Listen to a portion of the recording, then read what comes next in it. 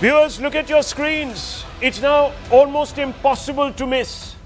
India's growth story is rising into view. Only the ideologically blinkered will deny it. In just the last few months, Prime Minister Narendra Modi can be seen crisscrossing the length and breadth of the nation, literally from Kashmir to Kanyakumari, inaugurating breathtaking and record-breaking infrastructure projects. We'll list them in just a minute. They include ports, the highest span bridges, longest, highest tunnels, massive roadways, airports. Viewers, you name it, and there is someone like the Prime Minister cutting a ribbon. The buzz around the India growth story that peaked last quarter at a whopping 7.8% of GDP is bringing investors to flock to the country. It could always be more, one could argue. But there's no denying that everyone who wants to make it big is betting big on India. Listen to UK Premier Keir Starmer, who has landed in India this morning with the biggest business and trade delegation ever in the history of the United Kingdom. And let me tell you, viewers, the British, Napoleon once said, were a nation of shopkeepers. What he was alluding to was their entrepreneurial spirit. So when they sense an opportunity, they go straight in. And that's exactly what is happening, viewers. Listen in to Keir Starmer. You can see him. He's standing amongst the biggest delegation, taking photographs and tweeting it, saying, viewers, that we want to make jobs in UK by investing in India. That's the confidence. Listen in. The first thing I wanted to say is a massive thank you to all of you for being here in India with us, because this is the biggest trade mission that the United Kingdom has ever sent to India. And I think it's really good evidence of just how strong the relationship is and how many business opportunities there are. And we've got businesses, some of the biggest businesses doing deals, a business with India, some of the iconic businesses, small businesses as well. So we've got all sorts of businesses here. We've got great academic institutions represented, brilliant universities that are already doing great stuff here and about to do even more of it. And then we've got art and culture, film, drama, sport as well. So a really important and big delegation. So thank you for being here. Obviously, this is a two-parter, if you like. We had Prime Minister Modi over to the United Kingdom earlier this year to sign the FTA, the free trade agreement that we agreed. Today is the return leg of that, if you like. That FTA is really important for us. It's the biggest deal that we've struck since we left the EU. Viewers, the emphasis on biggest. Biggest delegation, biggest deal, biggest opportunity. Tomorrow, the UK Prime Minister will meet Prime Minister Modi in Mumbai, but the Prime Minister was already there in the city because he inaugurated the Navi Mumbai Airport today, along with the metro line. And I'm going to show you those pictures. And is expected to inaugurate the Noida International Airport in Jewar in a few days. And he said that Vikas has taken wing in India. If you see those pictures, viewers, of that international airport that has been opened in Navi Mumbai, your jaw will drop. It's just amazing that there is, those are the pictures, that there is, in his words, a Vikas ki Udan taking place in India. And he's not exaggerating. Consider what has been unveiled in just the last quarter. The Chenab Rail Bridge. And I'm going to take you through this list, viewers. The Chenab Rail Bridge in Jammu and Kashmir, world's highest railway arch bridge, 359 meters above the Chenab River, taller than the Eiffel Tower. You can see a glimpse of that on the corner of your screens. I'm sorry it's such an obscure picture, but obviously it looks much bigger, viewers.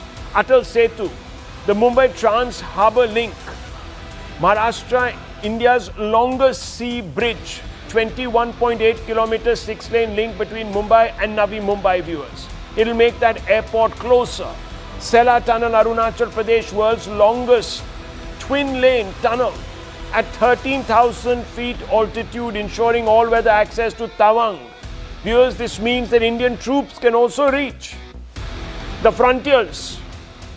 Never happened before.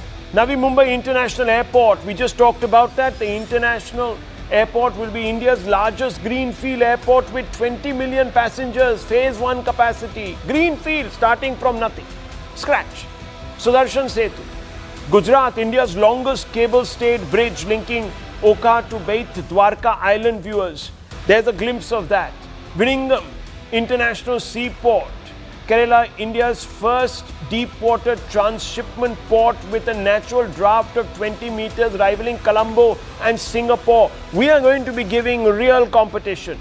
Dwarka Expressway, India's first 8-lane elevated urban expressway, part of the NH48 decongestion plan. The Anji Khad Bridge, Jammu and Kashmir. I told you, viewers, literally, from Kashmir to Kanyakumari. India's first cable-stayed railway bridge, companion to the Chenab Bridge on the USBRL route. The Mahi Banswara Atomic Power Project in Rajasthan, one of India's largest nuclear power installations. The numbers are there, viewers. They're staring back at us. The Sonmarg Tunnel, Z-Mode Tunnel.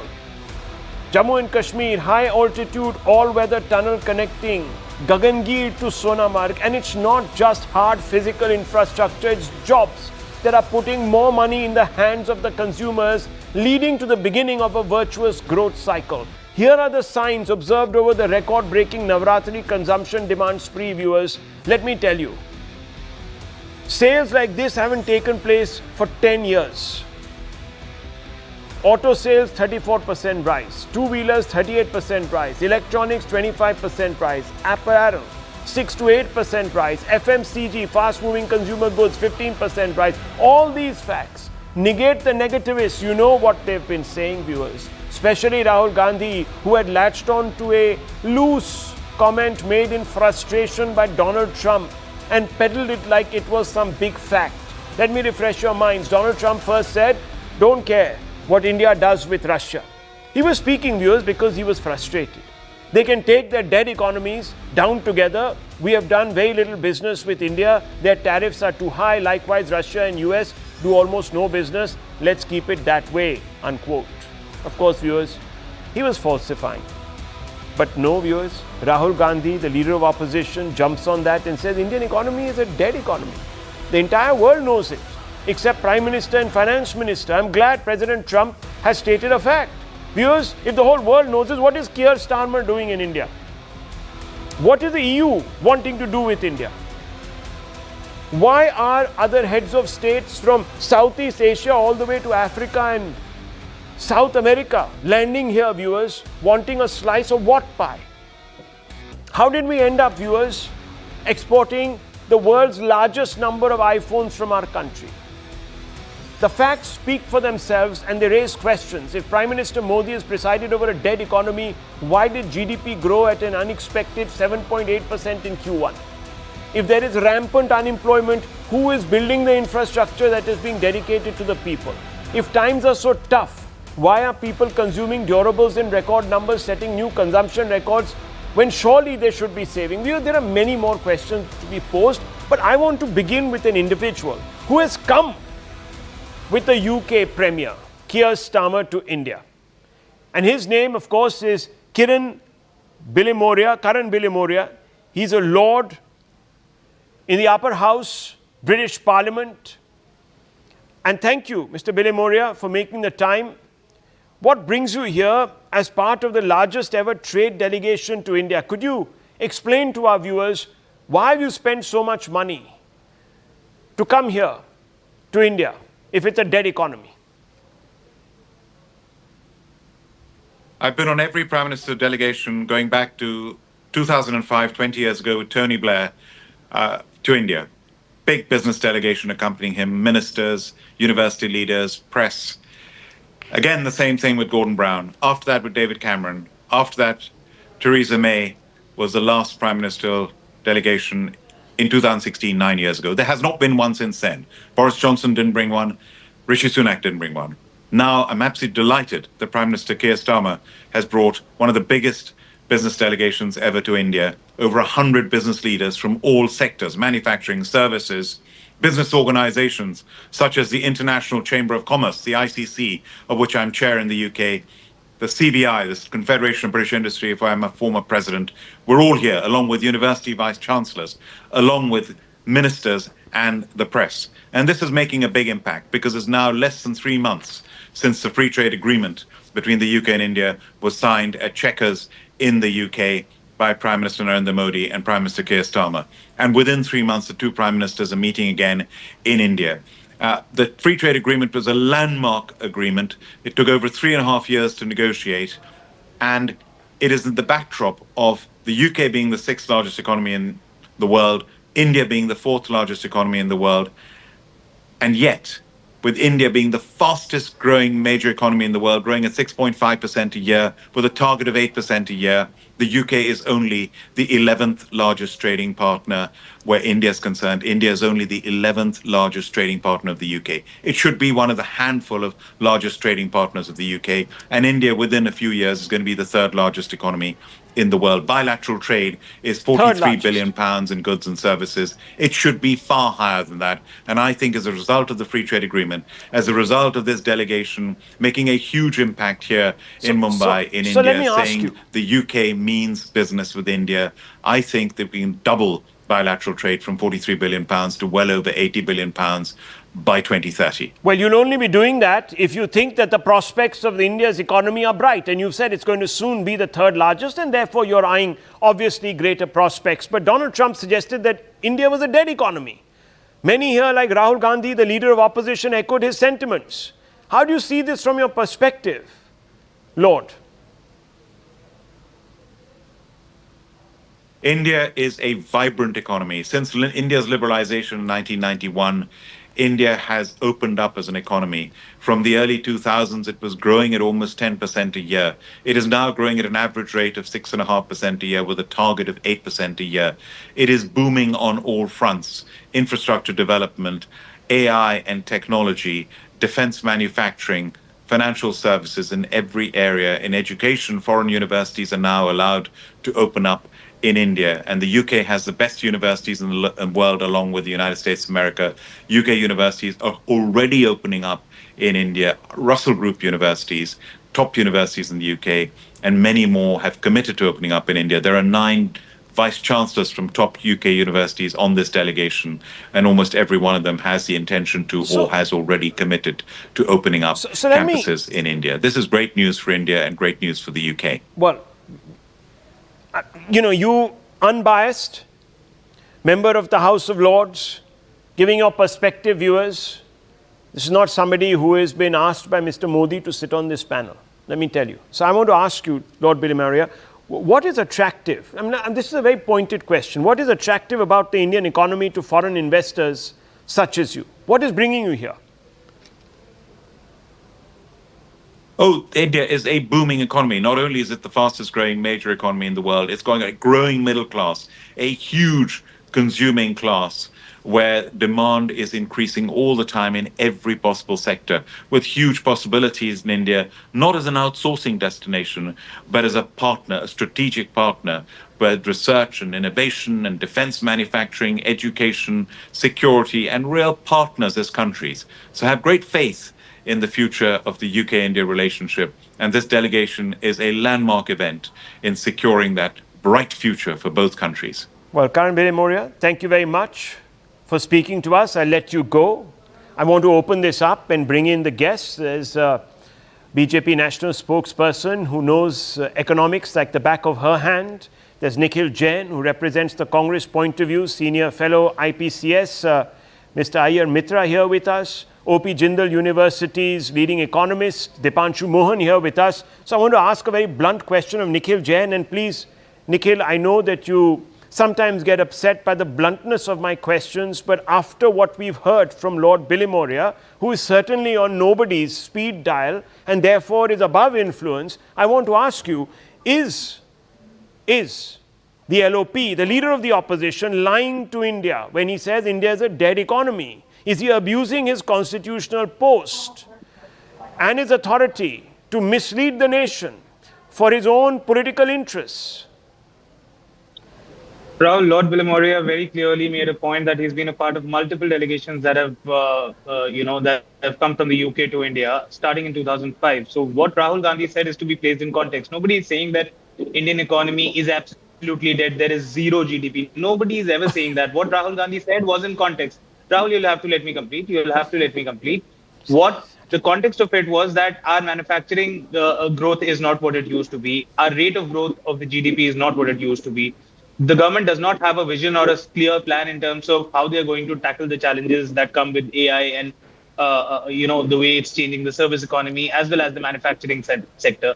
It was a comment in that context. Oh. No economy is dead. No I economy see. can be a zero GDP I see, economy. I see. And This is what he said, viewers. I don't know who is the liar here, but let me just put it out there factually, quote unquote. This is what Rahul Gandhi said. Indian economy is a dead economy. There was no context and there was no reference. Indian economy is a dead. One second now, don't speak over me. I never interrupted, sir. I never spoke over you. Why are you defending the indefensible, sir? It's written in black and white. Have you become the Chaudhary of Rahul Gandhi ji? Do you sit on his tongue? Do you know exactly what he's saying in his head? So don't. I mean, why are you not letting me share exactly what Rahul Gandhi has said? This is what he said. Indian economy is a dead economy. The entire world knows it except Prime Minister and Finance Minister. I'm glad President Trump has stated a fact. There was no but, if, only, likely, context, subcontext. There was nothing. It was a blunt statement. It was an affirmation. So let me. If you want to add that dense, I think your viewers can decide who's right and who's wrong. Sir, if that is your response, you've already lost the fight. Anyhow, let me just quickly bring in Sanju Verma. Sanju Verma, the point that Nikhil Jain is making is look at the larger context. We have not grown in double digits. We are not attracting investments in the quantities that we should be. We are not creating jobs in the quantity that we should be. How do you then say that India is a vibrant economy? How is Lord Bilimoria also saying it? You know, Rahul, there's this famous quote by Tennessee Williams. A man convinced against his will is of the same opinion still. So I'm not here to convince Modi naysayers, but your audience, which is the biggest stakeholder in your debates, needs to listen to some hard data. First and foremost, I completely debunk this narrative that India has been growing only at 6.5%. Look at the last 4 financial years. FY22 GDP growth 9.7%, FY23 GDP growth 7.6%, FY24 GDP growth 9.2%, and yes, FY25 GDP growth 6.5%. The average GDP growth of last 4 financial years, Rahul, stands at a massive 8.25%, when the average globally of the last 4 years is not even 2%. The world is either fighting with deflation, disinflation, or stagflation. And let me point out one more thing. Globally, you're seeing GDP growth falling, but inflation rising. India is the only major economy which first quarter of FY26, grew at 7.8%, and inflation currently, I'm talking of retail inflation, is just 2.07%. Food inflation is negative at minus 0.69%. But be that as it may, I want to draw the attention of your audience to other important parameters. Because people say, oh, GDP growth numbers are fudged. Let me tell you one thing. After 18 long years, global rating giant Standard & Poor raised India's long-term sovereign rating from BBB minus to BBB. And let me tell you one more thing, Rahul. In the last so many decades post-independent India, I did some number crunching. We've attracted a little over $1 trillion worth of FDI. And do you know something, Rahul? More than 70%, as in $700 billion of FDI has come into India in the last 11 years alone. And my final point is this. Keep GDP growth aside. Last quarter, manufacturing industrial growth was up by 7.6%, construction up by 7.7%, the services sector was up by 9.3%, gross fixed capital formation was up by 7.8%, Gross fixed capital expenditure by the government was up by 9.7% and private expenditure was up by 7.2%. Okay. The economy is firing on all cylinders. All cylinders. So Nikhil Jain, unless you have real problems with those numbers, I'll come back to you. But I want to bring in both Dipanshu Mohan and Mr. Iyer Mitra. Dipanshu Mohan, what is the context? Fine, let's for a moment say that, look, Rahul Gandhi is right. In some obscure parallel universe, he is right. If I wanted to underline and give him a fig leaf, where would I begin? If you were the Congress Party's national spokesperson today, in the face of all these statistics, the evidence that I am showing you, the physical evidence that you are seeing before you, how would you defend him? Okay, that's. Thank you, Rahul, for having me here.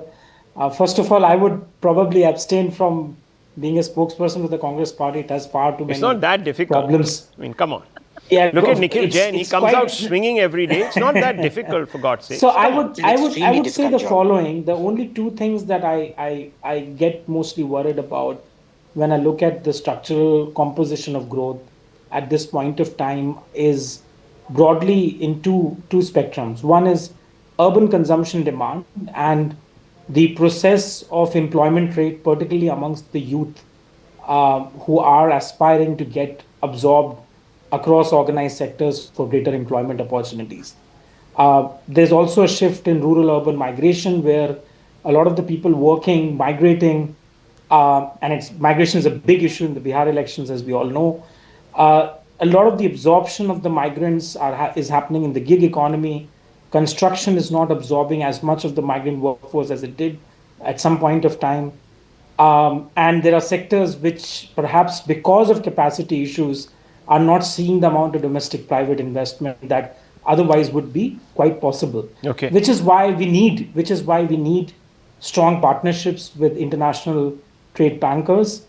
On the India-UK trade agreement, I must confess, it is one of the most well and comprehensively negotiated agreements I have come across. I must compliment the trade negotiators on this one. It in fact sets a template for India's broader trade engagement with other countries. There are two reasons for this, Rahul. One, it is not an agreement which is focused on a goods-only partnership. It goes beyond commodities. Okay. And India's strength is not in commodity-based exporting of goods. We know that because the data tells us that with the UK, we do a lot more on services. The US, we do a lot more in services. Mm-hmm. But the very important thing about this agreement, which is what I feel it has a future dimension to it, is that it focuses a lot on value-added manufacturing and high-skilled services. So, which means you need at a domestic level a lot more of intersectional reforms, particularly in higher education, where the gap between the academy and the industry is a huge gap. But that's also an opportunity. That's also a major opportunity. Absolutely. So and I would be happy seeing the 9 vice chancellors coming in from the UK, setting up institutions here. Well, good luck. While at the same time, you would want a greater. But just one very quick one. Net. India is certainly not a dead economy, is it? Dipanshu Mohan. You would disagree with the phraseology. Okay. He says it's a ridiculous point, viewers. Ridiculous point. Okay, Mr. Iyer Mitra. Very quickly, put this into perspective. Why then? I know that the opposition wants to score debating points, but why would it want to do it at the expense of looking silly? Because it's no longer just about data and numbers. You can see the physical manifestation. Why are they doing this? Look, it's really quite sad to see where the Congress has come from to where it is now.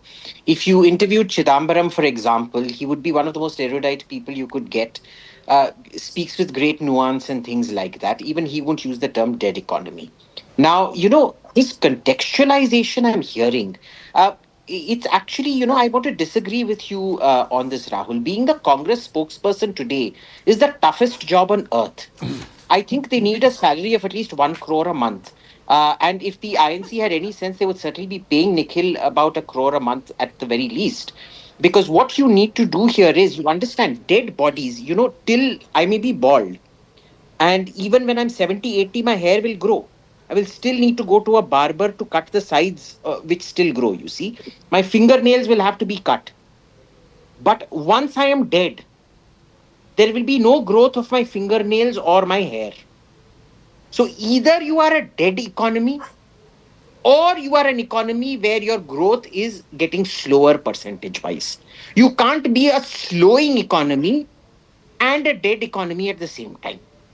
Now, if he had said slowing economy where growth is slowing, you could still support that. But I've literally never seen a corpse where its hair grows unless in vampire movies. Now, I think this parallel universe you're talking about is some Transylvania that exists in, Rahul Gandhi's little game for one, imagination for one. And there is nothing to it. Now, Dipanshu's criticisms are very accurate. Can we do a lot more? Can we simulate it a lot more? Can we get this up to 8, 9% with, regulatory simplification? We're still horribly over-regulated. Yeah. You need bureaucratic accountability and things like that. Yes. But because you can get there doesn't mean you run down what has already been done. Let us celebrate what has been done.